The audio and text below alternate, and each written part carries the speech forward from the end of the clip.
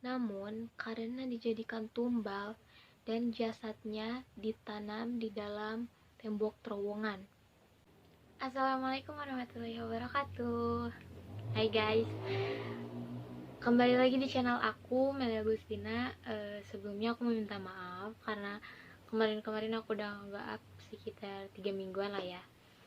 Sorry banget karena ya ada sedikit masalah lah ya.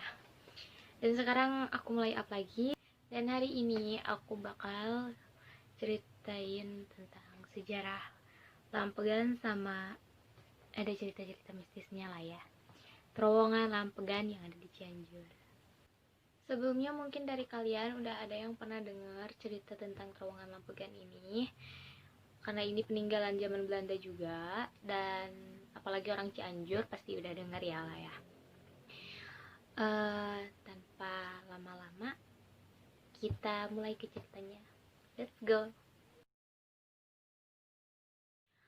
Terowongan Lampegan pertama kali dioperasikan oleh salah satu perusahaan kereta api milik Hindia Belanda, yaitu Stadspoorwegen, dan melayani kereta api yang menghubungkan antara Batavia dengan Bandung via Bogor dan Sukabumi.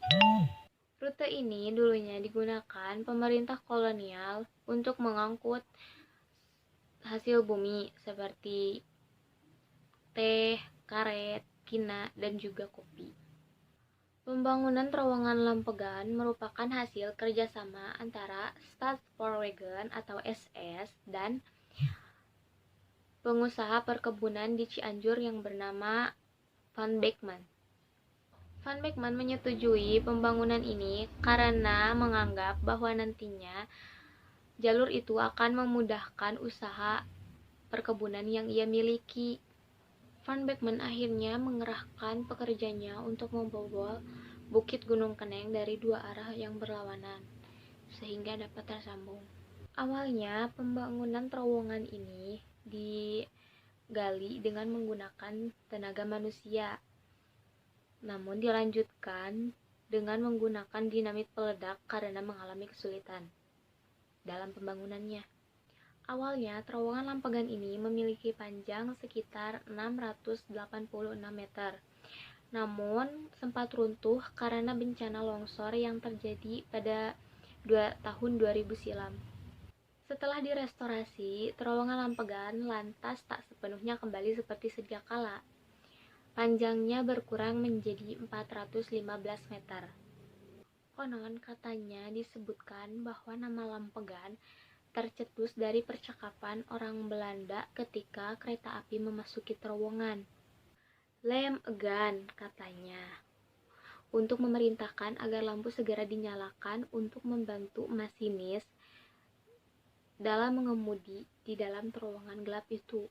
Versi kedua mengatakan bahwa kata Lampegan merupakan perintah mandor proyek Van Beekman yang mencampurkan bahasa Indonesia dengan Inggris kepada anak buahnya.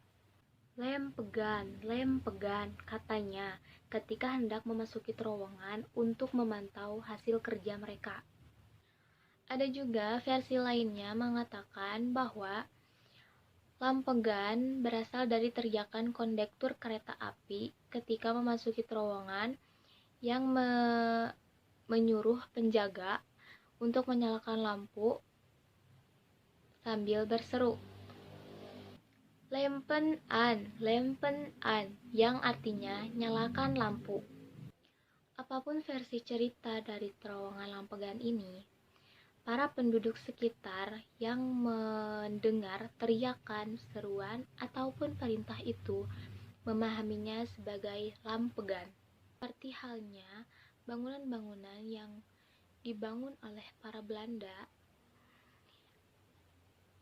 dalam terowongan Lampegan ini juga mempunyai kisah mistis tersendiri.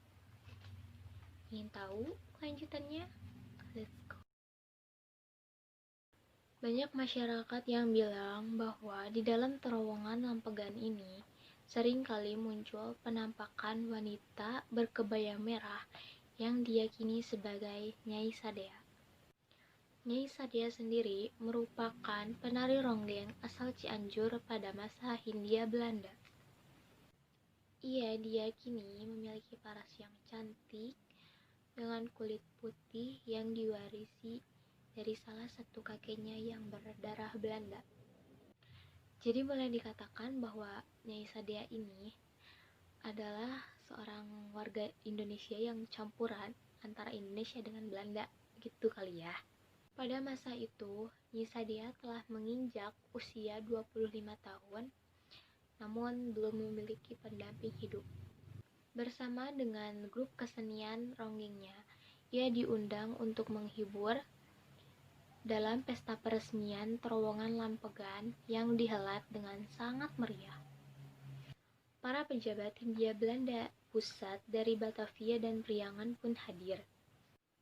Bahkan tampak Gubernur Hindia Belanda yang pada saat itu dijabat oleh Cornelis Pijenaker Hoordik dan Bupati RAA Prawira Direja.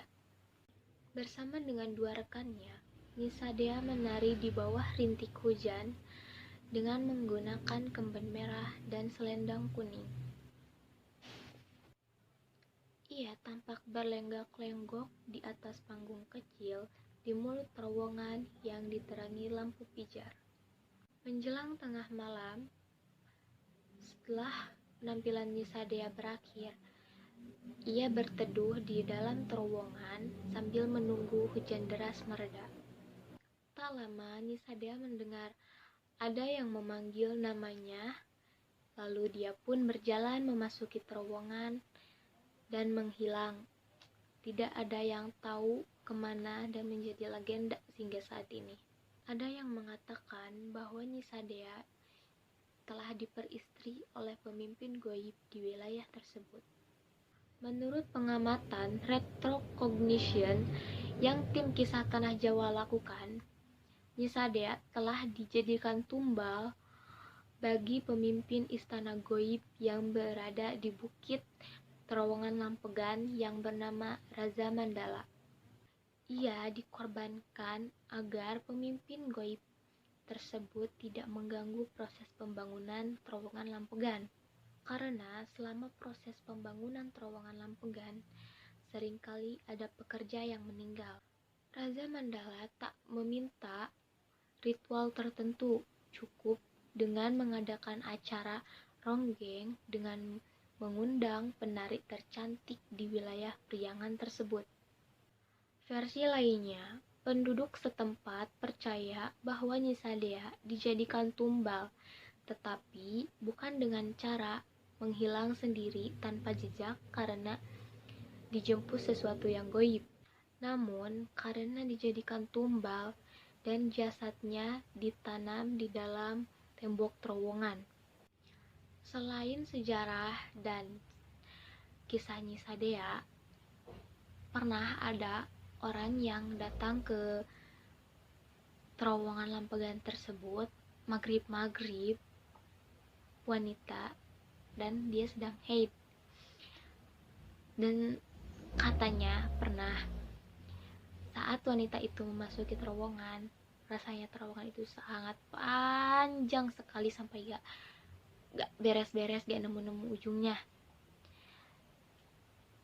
sampai dia ditarik ke belakang, dibawa keluar dari terowongan, dan saat dilihat ada jejak telapak tangan di pundaknya. Dan katanya, menurut kuncen dari terowongan Lampegan tersebut, katanya dia telah diikuti. Ya, aku dengar sendiri sih dari orang, tapi gak tahu sih, aku juga pengen kesana cuma masih takut gitu.